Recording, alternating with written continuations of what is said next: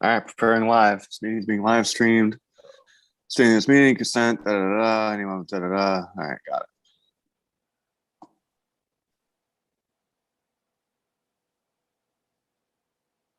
Oh, it says Blue by 90 podcast. There we are.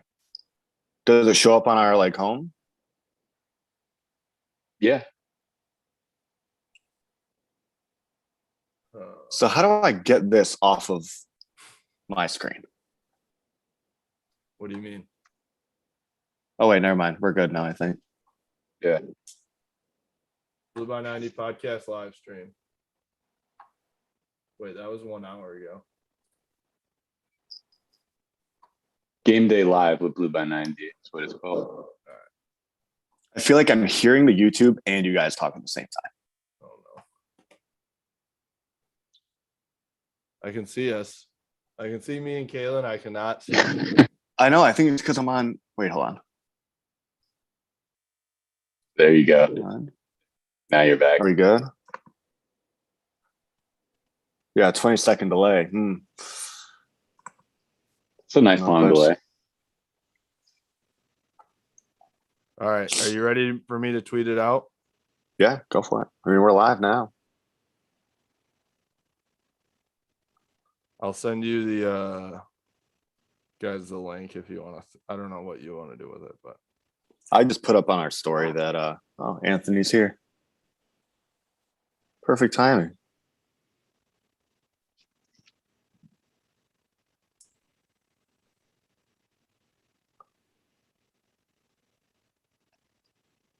Perfect timing, man. We just went live.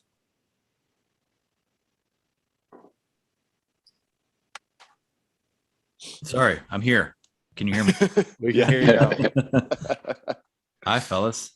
How's What's it going? on? It's going well. What are we up to this morning over there? Not a whole lot. Got a little hoops run in. Now cracked a truly and we're ready to rock.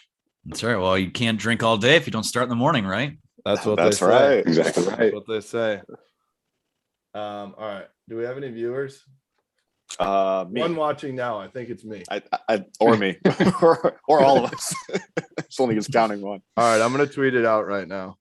Okay. I don't know, bro. I think the bald head looks pretty incredible on there. I think it's shiny. Gives us some credibility. I agree. All right, cool. Should we wait a minute or do we want to just go?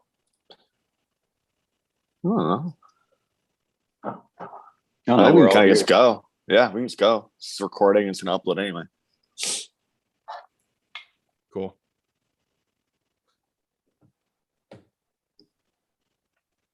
All right. Welcome to Blue by 90 in a special live edition for game day here. It is Saturday, October 9th. Michigan plays Nebraska tonight at 7:30. So we're doing a little live podcast, live YouTube show. So thank you for watching or listening or wherever you're taking this in.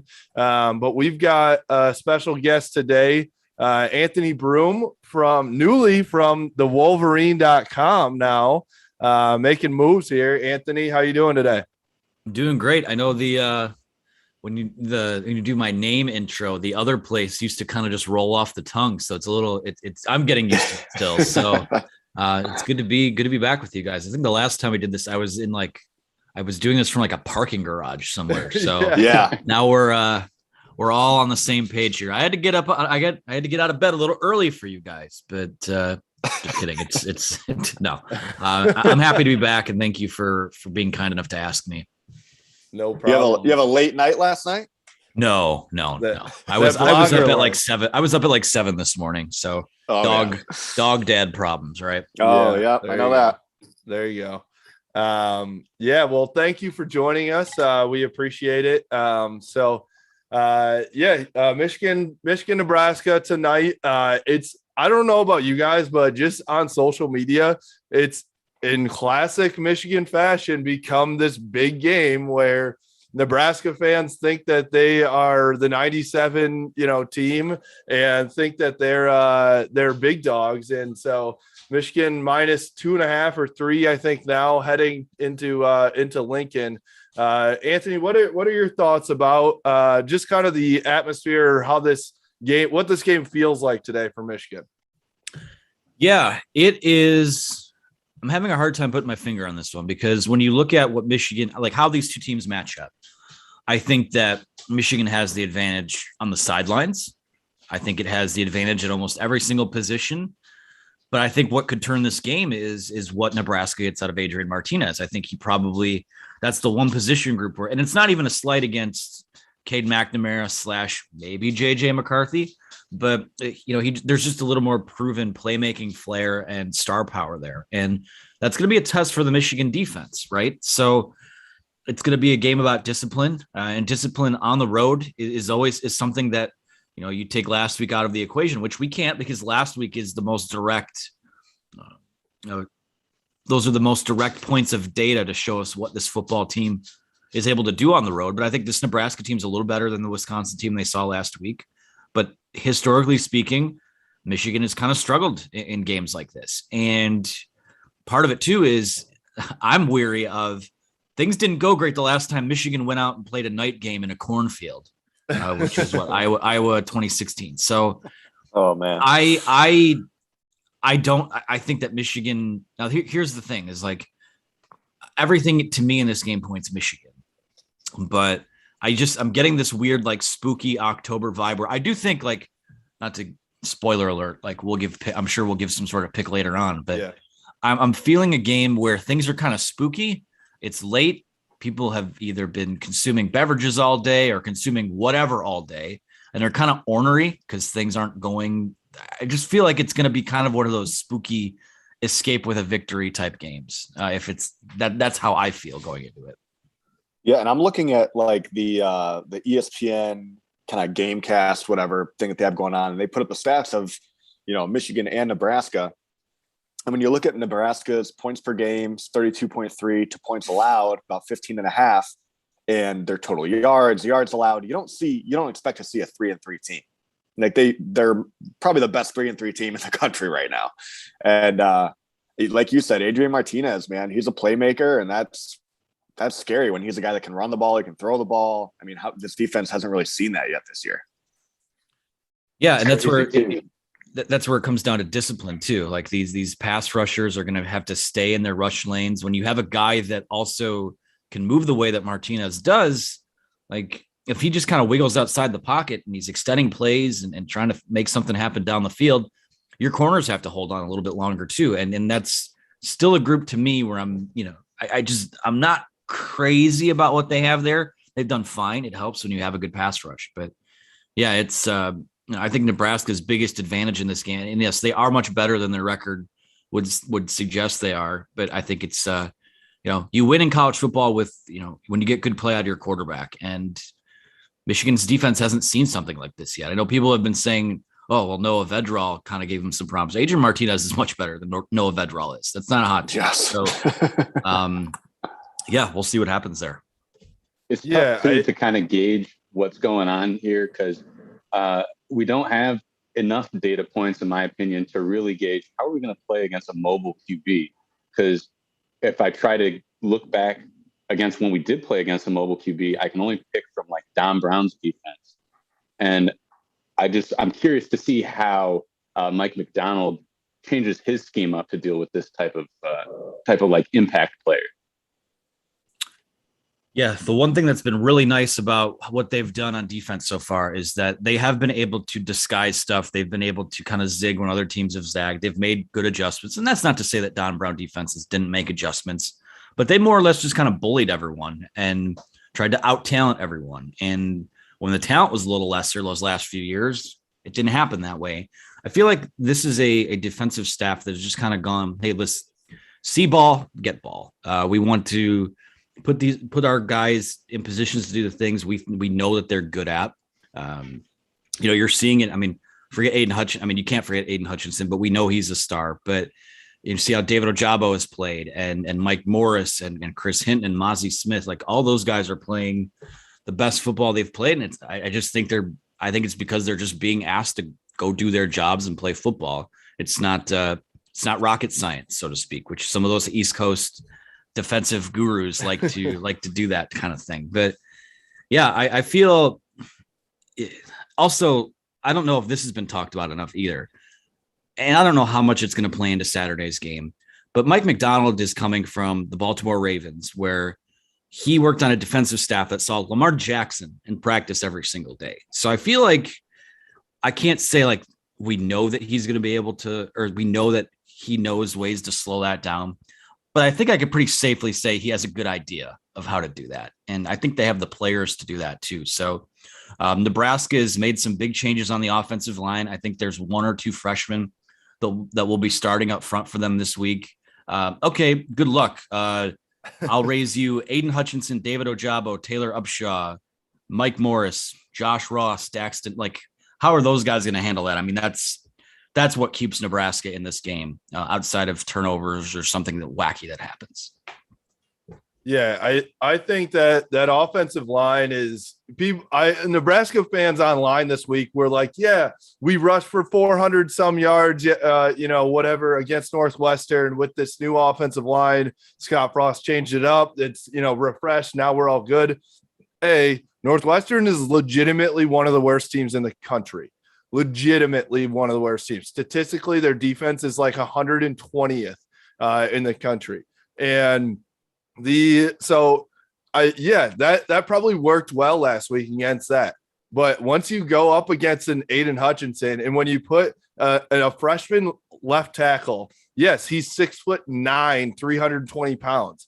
But I've seen Aiden Hutchinson put people on skates like that. So I imagine that a guy like that going up against Aiden is going to have a tough time. And then it's going to come down to, like you said, Anthony, it's going to come down to, is Adrian Martinez make some magic happen or does he not?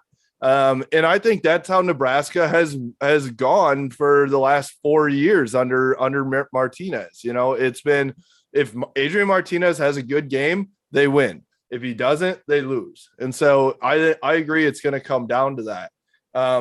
Looking at the offensive side of the ball for Michigan, what do you see for them going up against a decent, probably not great defense? They didn't let up any first downs against MSU in the second half, somehow still lose that game. Is it going to be a run heavy game? Are they going to switch it up like they did last week? What are you expecting from Michigan's offense? Yeah, well, it's probably, it's tough to say because Washington and Wisconsin's defenses, like, we know what they bring to the table. Those were, regardless of how inept they were on offense, those are two pretty good defenses. Might be the best defensive front that Michigan has seen so far. And they're, like I said, I think Michigan just might be slightly a little banged up going into Saturday night's game just because they have been in a couple physical contests here. But I feel like my gut says that you're going to get a steady diet of Hassan Haskins and Blake Corum, and maybe even Donovan Edwards in this game. And that's, I feel like the last couple of weeks haven't gone super well. Now, when you go to Wisconsin and you rush for 112 yards or whatever it was, that's a pretty, you tip your hat to that. Like, against that defense, that's a pretty good showing. But we saw earlier in the year what this team wants to be. And like I said, with it looks like they're not going to have Roman Wilson on Saturday night to go with. Obviously, they already don't have Ronnie Bell. It's just another game where you lose another critical wide receiver after one of the best games of his career, and you got to figure it out there. And I think they have the guys there to offset that still. You hate to say that they can lose someone from any position and still be in good shape, but wide receiver, I mean, they were 6-7 deep coming into the season, and now they're less deep and less talented, but I still think there's talent there to make plays and fill that role. But I feel like, and I don't think this was a big deal. There was a big storyline made about one of the Nebraska defenders said, "Oh, bring it on" when it comes to Michigan's run game. I think to me, that was pretty mild compared to what, like, Washington said. Yeah. But this is a very petty football team right now. This is we read the tweets football team. And dare I say, I said this in the Wolverine podcast the other night. They kind of have a little bit of like a Michigan State disrespect card chip on their shoulder. And if it works, with the K, correct? Yes, with the K. Disrespect.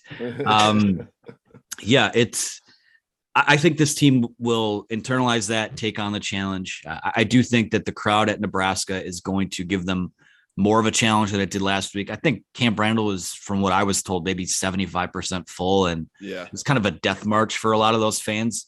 I think Nebraska fans and will be rearing to go. I think Nebraska will be ready to play offensively. Like I said, it's you'd love to see that star-making turn from one of the quarterbacks here soon, but I think that Saturday night, I just have a feeling that some of those runs, those big runs that haven't really been busted the last couple of weeks, I think a couple of those are going to be busted open and turn the tide for Michigan.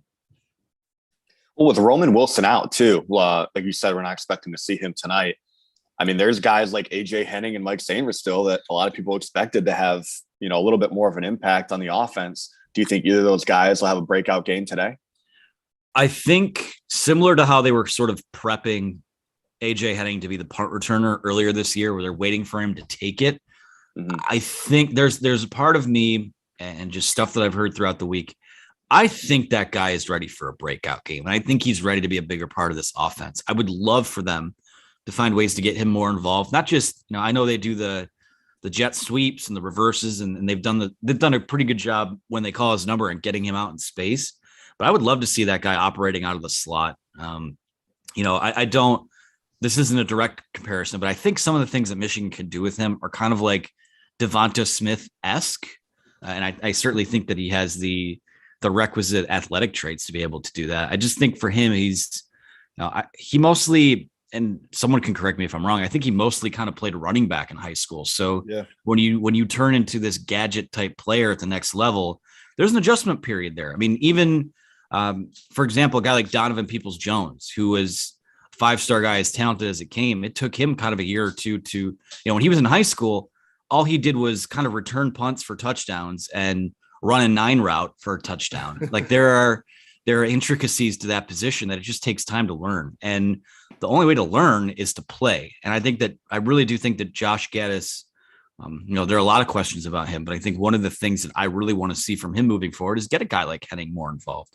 Sainristil, I think at this point, I think he's a nice player. I think he could be a nice 2 or 3 for you, but he's also a junior. I kind of think at this point, he sort of is what he is. Yeah. But Henning is a guy that feels like there's a lot more to unlock there. And also, I would also say they've been kind of waiting for an opportunity to get Andrell Anthony on the field too. So maybe that's a guy that you see get some run on Saturday night. But I do think that when you look at what's there, losing Ronnie Bell hurts. I get it. It sucks. But it's been 5 weeks. And losing Roman Wilson sucks. You have to deal with that now too. But Dalen Baldwin feels like he's starting to come on. Cornelius Johnson is a guy who I think, while he's played well, I think there's more kind of to his game too, especially getting on the same page with Cade and figuring all that type of stuff out. But they can weather that. I think they can weather this because they, quite frankly, I mean, it's they recruit too well at that position to not weather it. So for someone not to step up, part of that you can put on the players, but if someone doesn't step up out of that, you kind of look on the coaching staff to see why that hasn't happened. So. Yeah, I think I want to give a shout out to Malachi McKinney, who's watching on YouTube, by the way, commenting. He said, gonna need Dalen to show out. I think I agree with you. One of those guys has to step up. And we had Dan Villari on our podcast this week as well. And he mentioned AJ Henning. He said that dude has all the tools, and he's like, we're like so close to seeing a breakout AJ Henning game. And so this would be a perfect time for him to put it on. So that's for sure. That offense needs, last week it was JJ for the spark, right? And maybe it's that again this week. But they're going to need a couple guys to step up and provide something, because I can see in this game with this environment on the road, all of a sudden, kind of like what happened early in Wisconsin, you have a couple stops on offense. You're struggling, you're sputtering a little bit. You need somebody to step up and make that play. And that's when obviously over the time in Wisconsin game, they broke it open. And I think that it's going to be somewhat similar today. And so I want to ask or just talk more about the environment that they're going into this week too. Shout out Truly. We're all drinking Truly right now. Blue by 90 presented by Truly. So we appreciate them. And I have to imagine that in Nebraska, they might not be drinking Truly, but they're drinking something. And so they are going to be rowdy. And Dan Villari said it too. He said, this is their Super Bowl.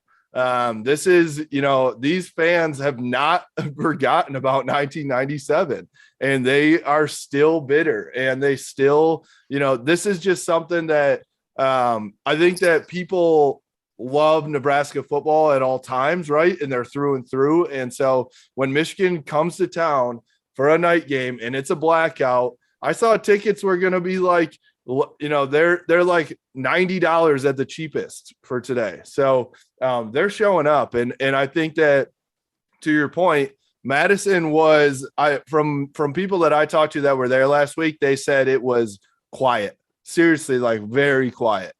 Kids didn't show up throughout the whole thing. But I want to see how this team responds to some real adversity in a real road game crowd, because as you said, Anthony, it hasn't gone well for them on the road in the past. But do you feel like this team is different with an attitude that they're going to take something on and just say, we don't care and we're going for it anyway? I do think there's an aspect of that. And I think it helps too that last week went as well as it did. That moment where that was a big, and again, it might be corny to say, but that moment that they had where the entire Michigan sideline is jumping up and down when they do the jump around thing.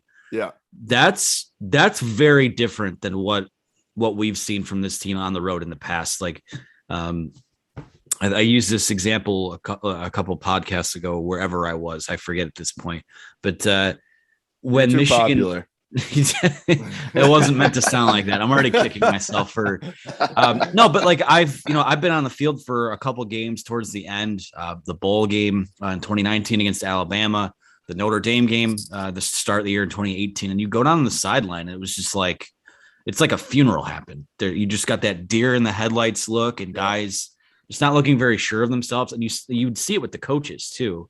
I get the sense that what's ailed Michigan in the last couple of years, I think, is more of a Monday through Friday problem as opposed to a Saturday problem.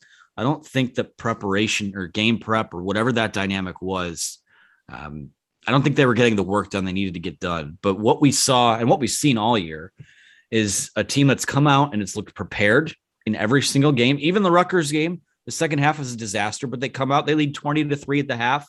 The way Rutgers had been playing, they looked ready to go. Maybe they let their foot off the gas, but I do think that this is a team that has a different energy about it, that has I don't want to say that the people that aren't there anymore were malcontents or anything like that, but I think this group really did internalize and rally around the fact that what we have is what we got. So let's have fun with it. Let's internalize it.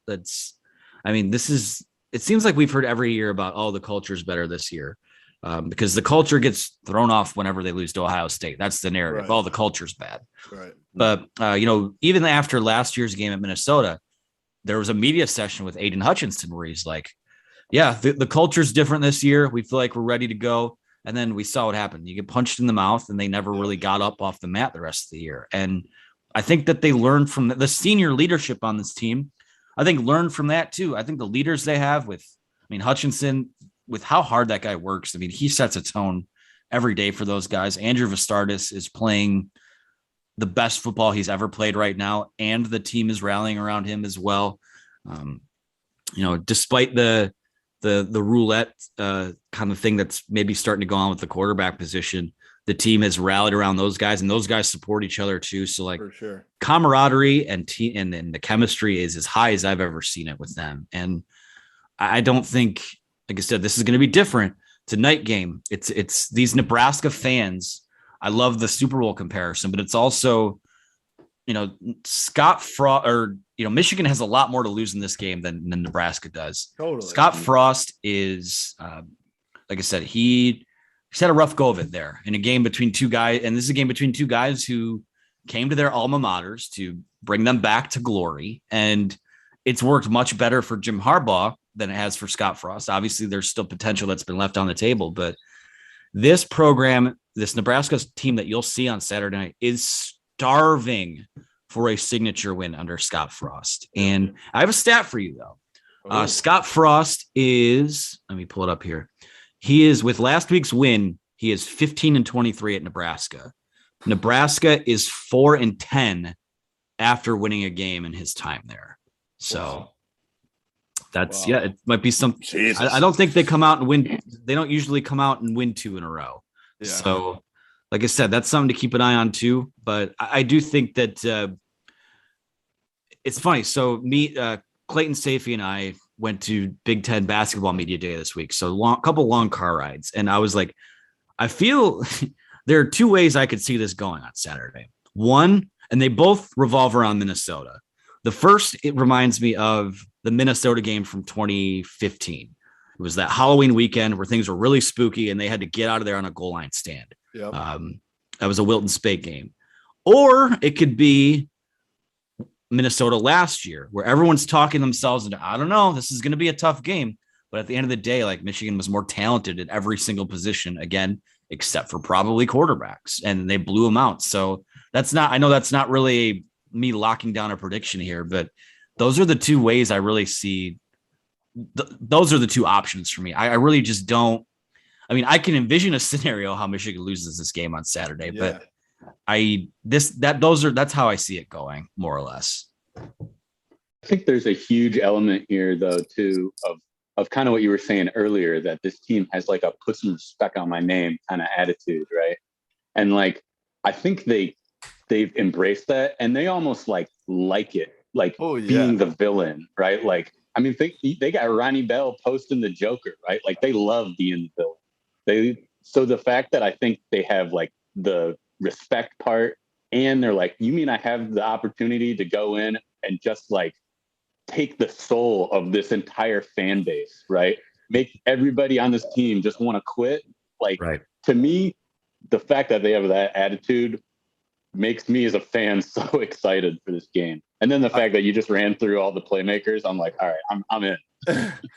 I love too. I mean, honestly, they kind of took a card out of the other basketball team's deck a little bit, right? The basketball team has been the villain. They've created 10 different rivalries in the Big Ten. And it's like, they already had a couple, right? But now everyone hates Michigan.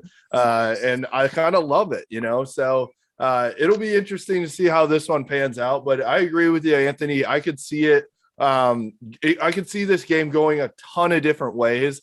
I think that, let's say Michigan escapes with a win, people will rag on them. Oh, Nebraska's only 3-3. You could only win by, 3 or 7. Any win for Michigan today if you can escape there with a win, that's a good thing. I think for sure. And before we let you go, for sure, I'm sure you got a lot to do today with game day coverage. Wanted to ask you about a couple Big Ten games. Michigan State playing Rutgers, and then Penn State at Iowa. Penn State at Iowa is an insanely big game. But Michigan State at Rutgers too. Rutgers, playing better, obviously. Is this a trap game for MSU?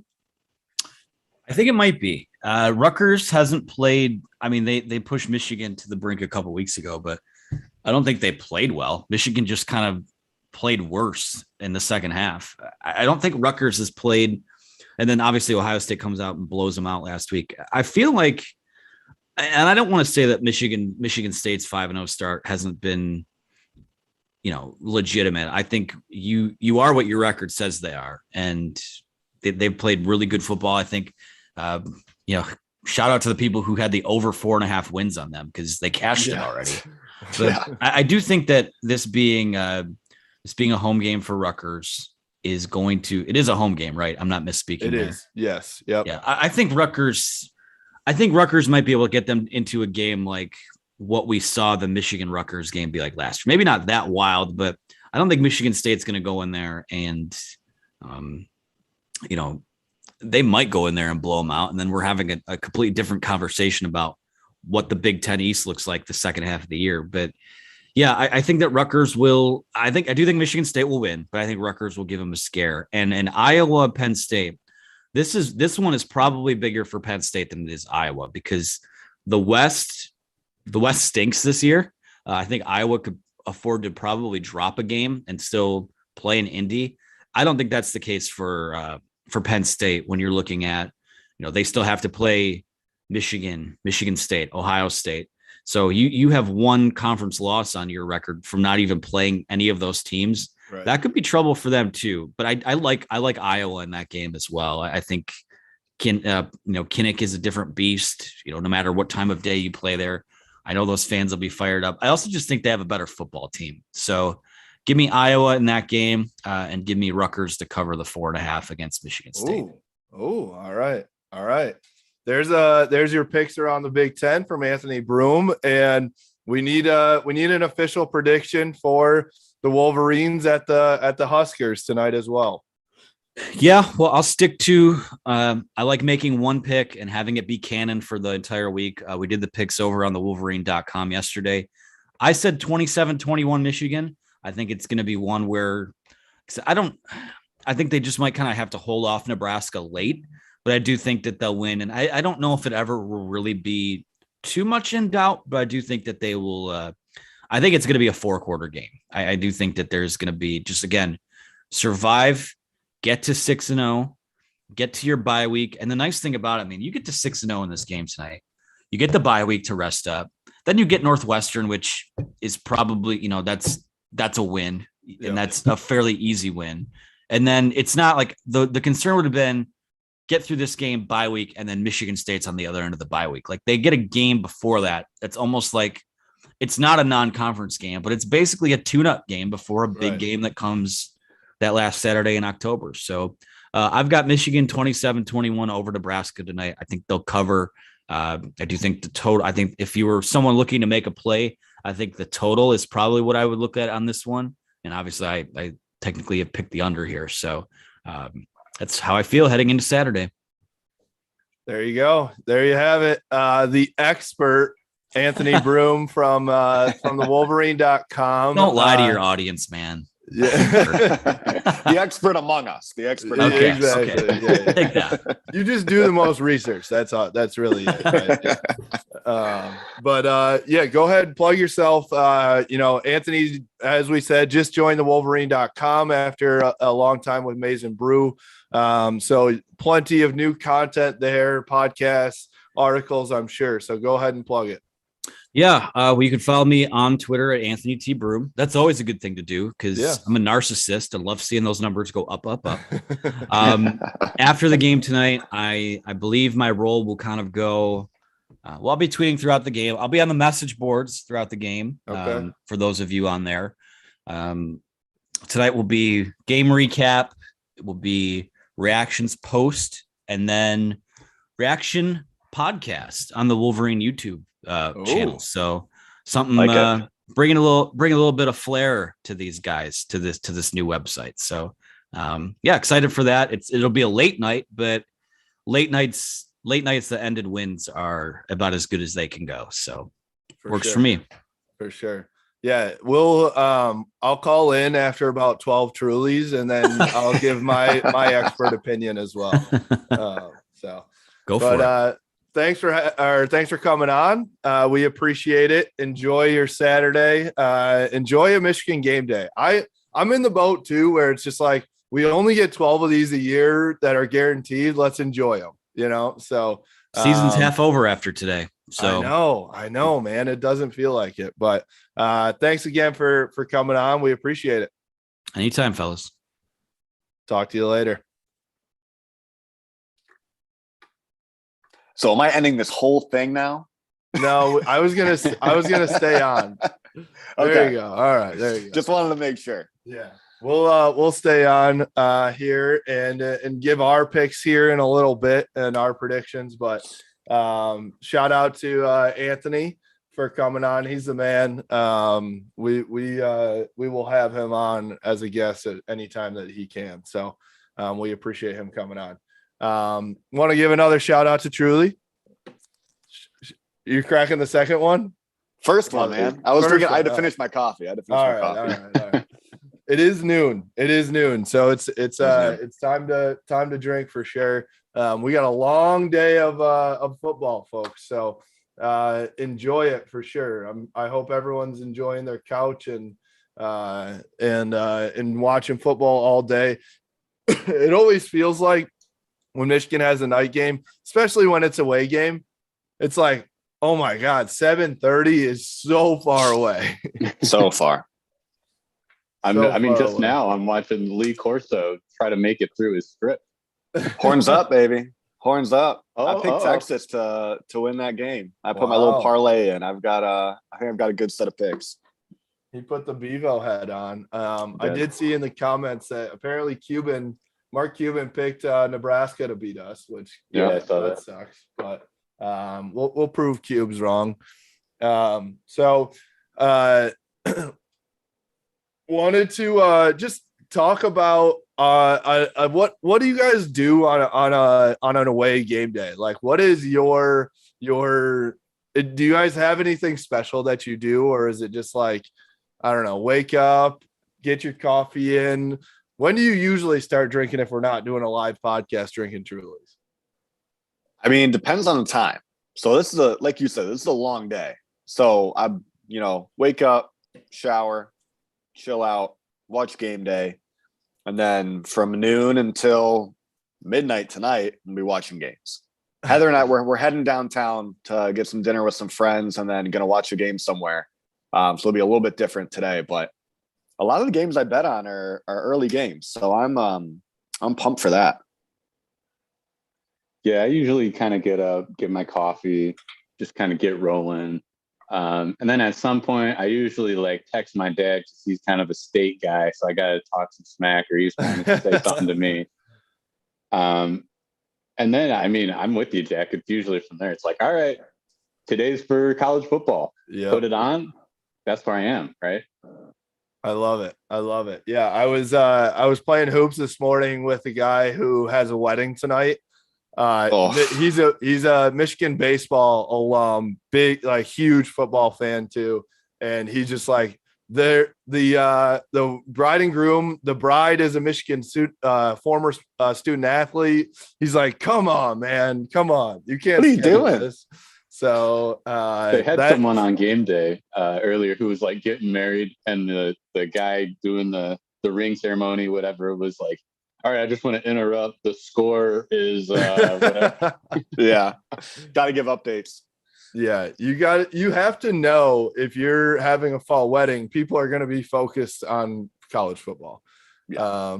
So shout out to, I'm sure we have listeners out there that have a wedding today. So shout out to anybody that's going through that. It's just, don't do that to your friends, people. Don't do that to your friends. And if you are the attendee, you have all rights to watch on your phone, whatever you need to. I'm in that boat. All bets are off. There are no rules. I'll tell you what. So when Heather and I first started dating, I don't think this would fly now. I would just not go to the wedding.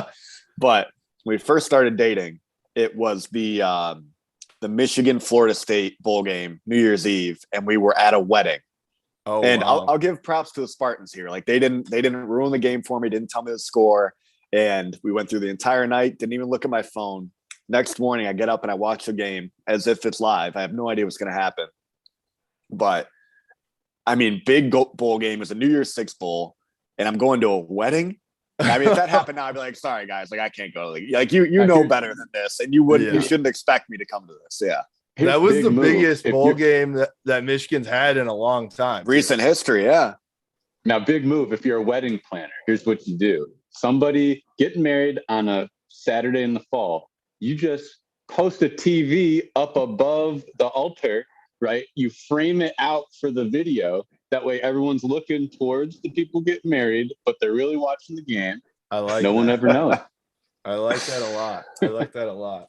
By the way, MSU just got stuffed on 3rd and 3, tried a field goal, but scrambled. The holder scrambled, or I couldn't tell if they tried to fake it or just scrambled, but they didn't get it and turned it over on 4th down. So Rutgers ball.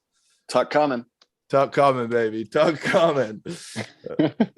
So Rutgers got the momentum already. You hate to see MSU just, struggle for sure. I'm not going to lie. I want to see MSU undefeated going into that game on Halloween. So I did pick MSU money line over Rutgers as one of my picks today.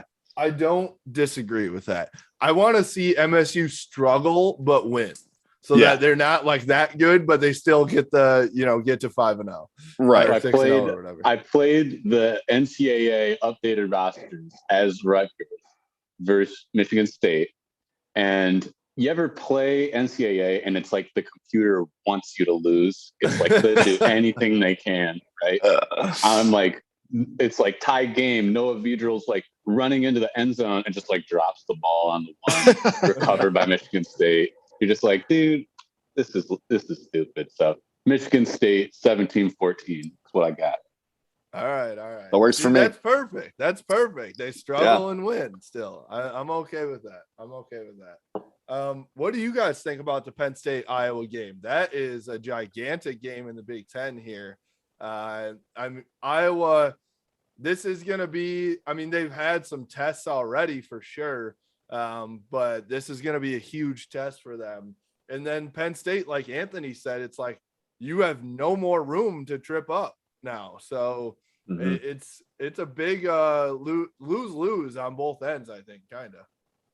I'll tell you what, I didn't bet on this game because I don't feel confident either way, but I'm just my heart tells me Iowa's going to win that game. Iowa at home. Is it at Iowa too? It's at Iowa. Yeah, confirm that then. Iowa's winning that game. What time is that game? I think it's 3:30. Yeah. Oh, okay. Right. That'll be a good 3:30 game. 4 p.m. It's Iowa -2.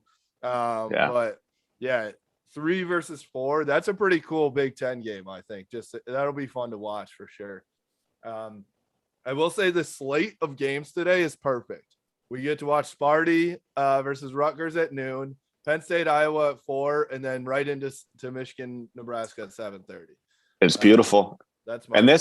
And Ole Miss, Arkansas is on right now too. That's what I'm watching. I bet the over on that one. So that should be a pretty exciting offensive game, you'd think, especially both of them coming off of losses to Bama and Georgia. The over on Lane Kiffin is my favorite thing to do. Oh, it's my favorite. My favorite thing to do. Yeah, I literally might not move at all. All day. Too many good games. We're getting to that point of the year, which is awesome, where games are meaning something and it's different for sure, which is I love this time of year. Once you get into October, it's damn, that is this is where it starts meaning something and where games get fun. Joey's got the first half under. I was gonna say PSU. I like that. I was gonna say that. Yeah, that's not bad. What's the if you're still listening, what's the over under for the first half? Let us know. Yeah, I saw the game is 41. So it's probably in the 20s somewhere, or maybe 19 or something like that. I don't mind that. I don't hate that. Defense versus defense there in the first half before they get going. I like that call. Mm-hmm. I like that. Mm-hmm. Xavier Worthy just scored on the first play of the game for Texas. Are you kidding me? Pain. What? I'll have to flip over there. Oh my God. That is brutal. Yeah, I do have Texas winning that game though. That's fine with me. 75-yard TD catch. Holy smokes. All right. Now with our receiver situation, we could use Xavier Worthy, I think. That's I'm excited though to see what happens with Henning and Saint Still and those guys. There's still so much talent in that room. And he was talking about force them Andrew to step up. Andrew Anthony too. Love to see him come in. Yeah. Yeah. That was what was insane to me. There's just so many guys at receiver that I honestly forget about. And And when Broom mentioned him, I was like, holy shit, like there's some playmakers here. Sainer still was one of those guys that I'm like, he really hasn't done much, but it has been, he like came on as a freshman, like making a splash. And then all of a sudden you like didn't hear of him last year much. He changed to number 5 this year and just really hasn't cracked that lineup. But I think that shows how many weapons we do have and how those young guys have really come on strong, which I think is sweet. Joey said under 21.5 first half. I think that's a good pick. I think that's a good pick right there. Currently 19.5, but you got 21.5. Oh, Rutgers, Noah Vedral. Down to the 5. There you go. He just had like a 40-yard run. Now, one thing I know we didn't touch on for this Nebraska game tonight, I was looking at Adrian Martinez has been throwing the ball a little bit. He's got a few games over 250 yards. What do we think about like our secondary? Yeah, that would be my worry. I think if they try to pick on the secondary and just go deep, have some big plays. I think that Adrian Martinez, with how our defensive line plays and gets to the quarterback, he's gonna try to get the ball out quick. So I do think that helps that he probably won't have a ton of time, and it might not be in the game plan to like go deep, take a 5-step drop and go deep. But I do, that would be my one worry about this defense today is like, if all of a sudden they find some guys, in that 20 to 25 yard range, coming across the middle or something like that, that could be our downfall on the defensive side of the ball. He's a playmaker. He can do so many things well too. I mean, he runs the ball, throws the ball. That's what makes me nervous, man. Hard to defend that. Yeah, that's where I was starting to get worried because I was like, well, what if we plug it up and take away his ability to be mobile? Does he have any other option? And then I was like looking at their receivers and stuff, and I was like, actually, they got some nice receivers who have a good height advantage. Some guys like 6'3", 6'4" at receiver. They even got Oliver Martin, who's been out there for who knows how long, Yeah, it's I would say our defense, I think I'm still pretty confident in them. Because here's why I'm confident in the defense, because it's not Don Brown, to be honest. And I was never really a Don Brown hater. I loved Don Brown up until last year, essentially. But I think that Mike McDonald's defense is just so much more adaptable. And he's going to put a spy on Martinez, or they're going to contain him. And it's not just like this, we're going to go for it, and rush and blitz, and that's all we got. So I think that with a different style offense that Martinez brings to the table, they're going to adjust and be able to contain what they've got going there. And what I've loved about Mike McDonald's defenses too, in-game adjustments have been awesome. We never saw in-game adjustments with Don Brown. It was if they picked on our game plan and saw the holes in the first quarter, that was it. They're going to do that for 3 more quarters, and here we go. But I've really liked what Mike McDonald's done throughout a game to stop what people have shown, what other teams have shown in the first quarter. Yeah, I don't know. I don't feel good about this game. I really don't. I think it'll be really nervous. I am, man. I mean, even Anthony, when he said 27-21, like, I think it's going to be a field goal game, honestly. I mean, that's what Vegas says. Rutgers scored a touchdown. D.D. Rutgers. Take that, 7-0.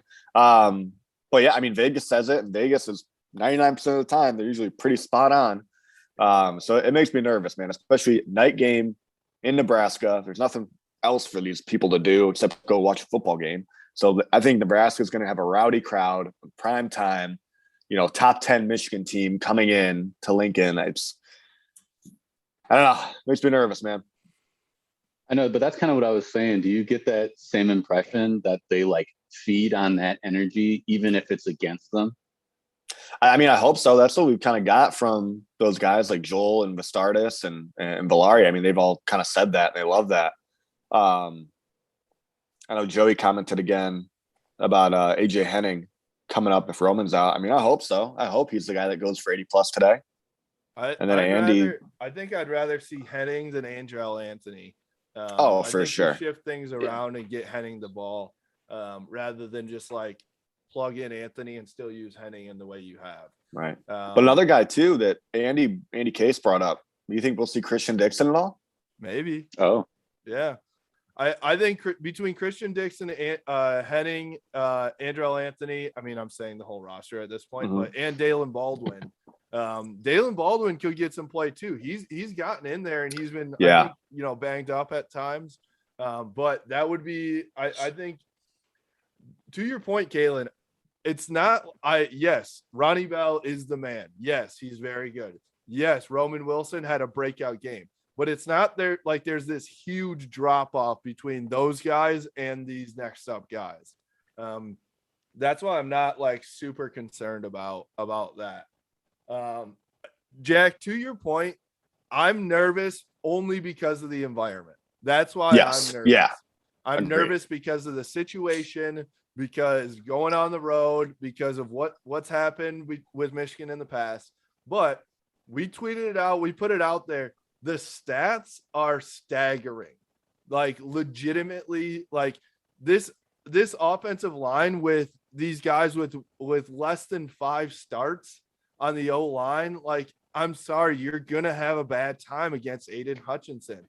And if he doesn't, then you got to tip your cap. Right. But if I'm Mike McDonald, I'm telling Aiden, go eat, go to town right now and let this freshman know what Big Ten football is about, right? And then if you look at Nebraska hasn't done anything against a team that is good.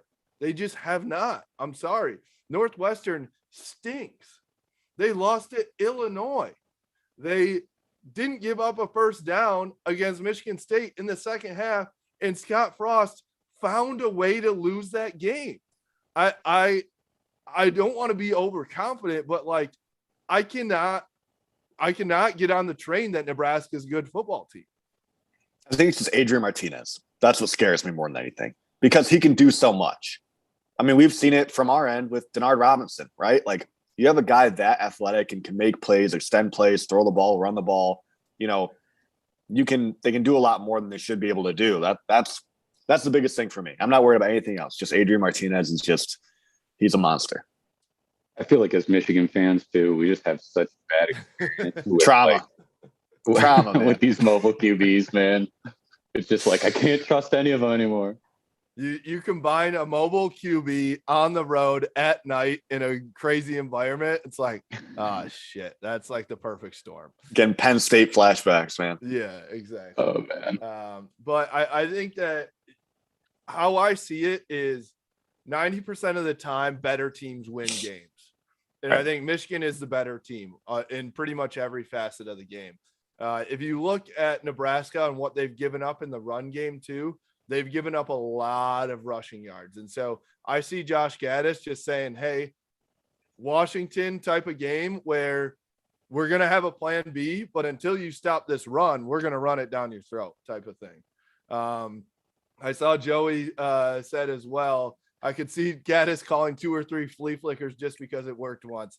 That is a very Josh Gaddis thing to do, where it's just like, oh, that worked. Let's do it 10 times. Oh man, don't say that. Now it's gonna happen. Oh my God. One question one thing we haven't talked about too is JJ. Do you guys think we're going to see JJ even more than Wisconsin, or how do you see that all panning out right now? Oh my God, Michigan State touchdown. Shit, man, I think so. Naylor. I mean, Kalen got me. Know her. Huh?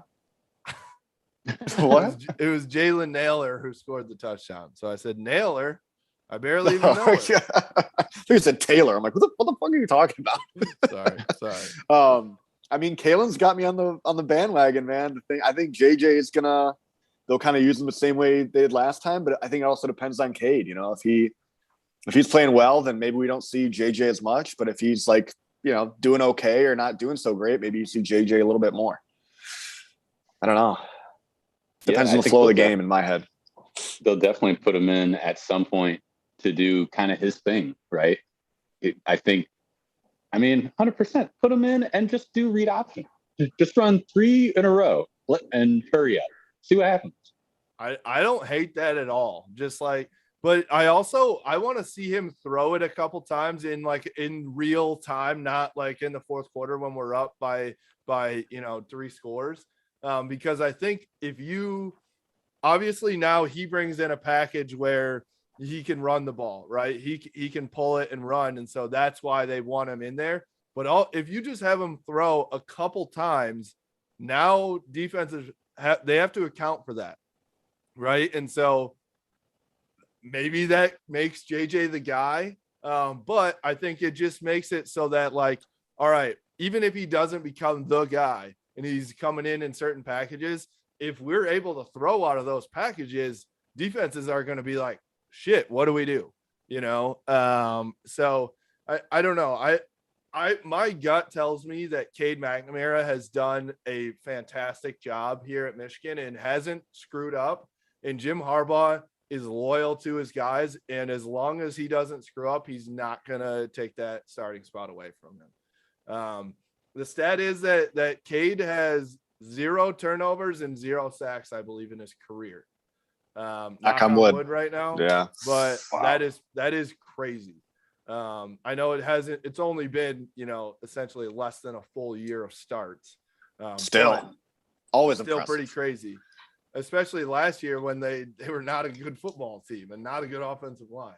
Mm-hmm. So I kind of like how they do it right now, where Cade's still that leader, right? And he still runs the offense, but JJ's coming in and he's that weapon too. Yeah. It's not like it doesn't look like the offense stalls when JJ comes in, which is the biggest thing. That's why I think they feel comfortable kind of throwing him in every now and again, like they did last week at Wisconsin, which is great. I mean, you got 2 weapons you can put in there, just like when you have Corum and Haskins and Edwards. Like they don't miss a beat, which is huge. It's just, you got to think, how does that affect, Cade's confidence? I think that's the biggest thing more than anything. Yeah, I read confident putting in JJ if it's like a tight game, because we've only ever really seen him go in when we're kind of ahead. Yeah, I agree. I think that was our worry going into the Wisconsin game, right? If all of a sudden they're down or sputtering and you have to put JJ in, is he going to be deer in headlights in a road environment? I think JJ is pretty calm, cool, and collective. I have to imagine he's done this in high school. He's been on the big stage. He's been a 5-star recruit. He's had the attention, but until you get into that, until you get under center, in that environment, it's a different beast. Right. And so I don't know. That's my only worry is all of a sudden they score early. We still haven't trailed, right? We still scored first against Wisconsin. So knock on wood, but yeah. What happens if Nebraska goes out and scores early and then the crowd's going nuts? That's going to be my concern, is how does this team respond? But that's one thing I love. We're learning about this team every week, something new every week, which is keeps it exciting for us. Totally. I've seen it in the comments here too. People talking about Mike McDonald having to go against Lamar Jackson. I actually think that is like an overreaction. They don't go first team on first team very often in the NFL. It's their defense against the scout team, and Lamar Jackson's not playing on the scout team. So I think that is people say it all the time, but I don't think that it's as valuable as you think that Lamar Jackson was the quarterback for the Ravens. He's around it, so it probably helps a little bit that you see that all the time and you watch the same film type of thing. But it's not like they have their first team defense going against Lamar, every day in practice. But they're probably going against somebody on the scout team who was legit in college, right? Lamar Jr. Yeah. Lamar Jr. They Yeah. do. Have you seen They their have- backup QB? Literally looks like a twin of Lamar. I can't remember. His Isn't name it now. Trevon Boykin It from might be. TCU? Yeah, That dude was a fucking stud, man. Yeah, That dude was He was no legit. joke. I think he got into some trouble. I think that's, why he kind of fell in the draft and everything. But he's a talented football player. I remember that. yeah, for sure. All right. Well, let's it's 12:30 now. We've been here for on an hour. We should wrap it up here. Let's give some predictions here. So we've kind of alluded to a couple things here of how we think the game is going to go. But yeah, let's see what you guys got. I'm going to say 23-21 Michigan. What It's gonna be a scary game. Give us a little more. What is you said it comes down to? Is it like a field goal late in the game to ice it, or what? I think it's either a game-winning field goal or, God, or Michigan's up, right, 23-14 and Nebraska scores late. But I think the ending score, I think the ending score will be very close. I think Michigan's going to do kind of what's in their DNA. They're going to come out, they're going to run the ball up the middle, and they're going to have some success there. My hope is that they then start trying to stretch it with some play action passes as well. And then I just believe in this team right now, and I think Michigan will win 24-13. All right. Those are some low scoring predictions. I'm so nervous. Yeah. I actually think I've evaluated. I've looked at the analytics. I've gone over the game film. Get out of here. Fucking asshole. And I think Michigan rolls. I really do. I'm confident as shit in this football team right now, and I might be ruining everything by saying this, but I just think that Michigan's team is so much better than Nebraska that an environment can't do much to it. I think it may do it in the first quarter, but then Michigan scores a couple times. I think Michigan takes the wind out of their crowd by running it and having like 8-minute drives. And then the crowd can't get in it. They're all of a sudden they're just like, got to go get another beer, or got to go get a hot dog because they're annoyed, like Anthony said. And they're just like, that I think it still might be low scoring because that's Michigan's game plan, to just run the clock and pound it down their throat. But I actually think it's going to end up being 31 Michigan. I'll say 17 Nebraska. All right. Sounds like a good game. I think Michigan scores late to ice it. I think they score with like 4 minutes left. So it's like a 24-17 game, and they've got to just keep running it, and Michigan or Nebraska can't stop Blake Corum and Hassan Haskins, and we end up scoring late to ice it. I hope for my mental health you're correct. How many rush yards do you think Blake Corum is going to have? I think over 100. I think Corum has 100, and I think Haskins has like 70 or so. Yeah, we didn't see a whole lot of the run game last week, so it'd be nice to see them kind of break that out again.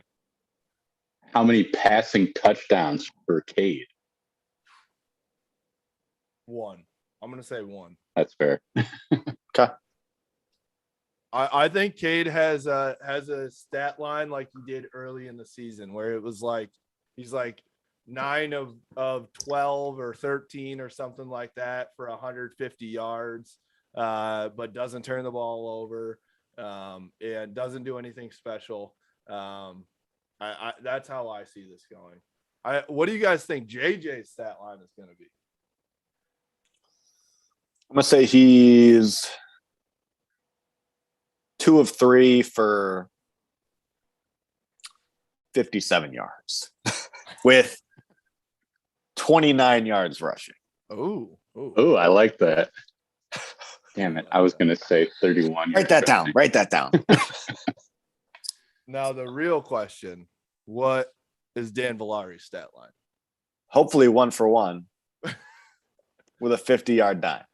If he goes 1 for 1, I'll tell you this: we got Danny Dime shirts in the works right now. If he goes 1 for 1 today, we will drop the Danny Dime shirts immediately. Immediately, I promise you that. And if not, we'll probably drop them anyway. I think we got a good question on here. Andy put up. What pants do you think they're wearing? Ooh. That is a good question. Do they roll with what's working? Do they stick with it? Or are they going with the white storm?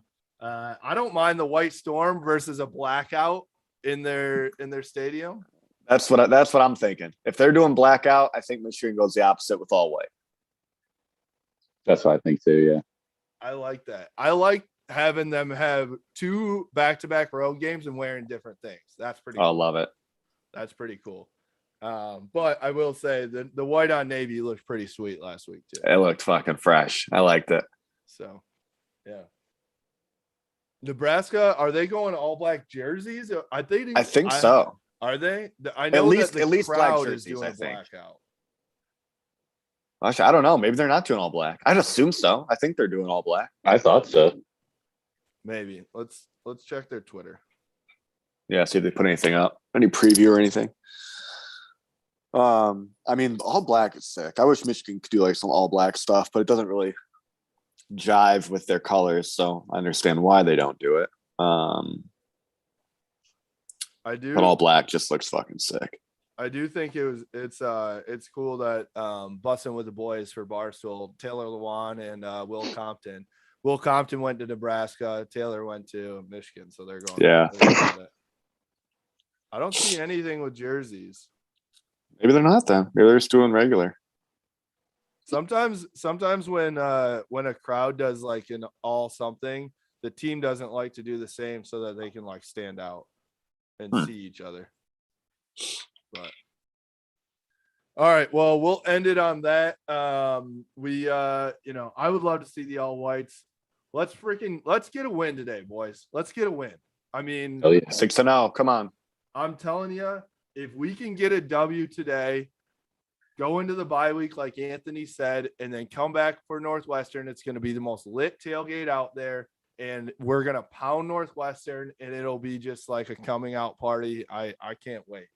So let's get a dub. Let's escape. I'll say it again. Escaping with any type of win is a good thing for Michigan. Even if they win by a fluke play, it's a win for Michigan. So don't any win on the road is a big game. Is there a big 100%. win? You say it in basketball as well. If you can win on the road in the Big Ten, it's a great thing. In the football, if you can win on the road in the Big Ten, it is a great thing. So especially how many teams did we see in the top 10 lose last week? Right. So people lose all the time. It's college sports, man. That's why it's so great. So I think if you can escape with a win, just be happy about it. But we appreciate everyone who came on and watched. Thanks for the comments. Thanks for the feedback. And if you're listening to this on the podcast as well, we appreciate you. We appreciate Truly as always. I'll be sorry, Mom. I'll probably be sucking these down all day. If I call you intoxicated later, that's on me. That is why. But we appreciate Truly. Thank you for being the proud sponsor of Blue by 90. You can follow us at Blue by 90 on Instagram, Twitter, and Facebook. At Blue by 90 podcast on YouTube, where you're possibly listening right now. Let's get a dub. Go Blue. W. Go Blue. Go Blue.